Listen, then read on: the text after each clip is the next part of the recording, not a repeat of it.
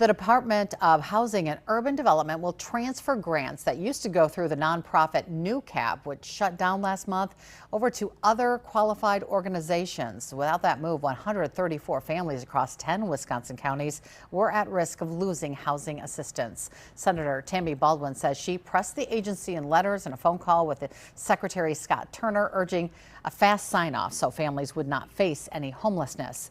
It's not immediately clear which organizations will take over administration of the grants or how quickly those transfers will be made.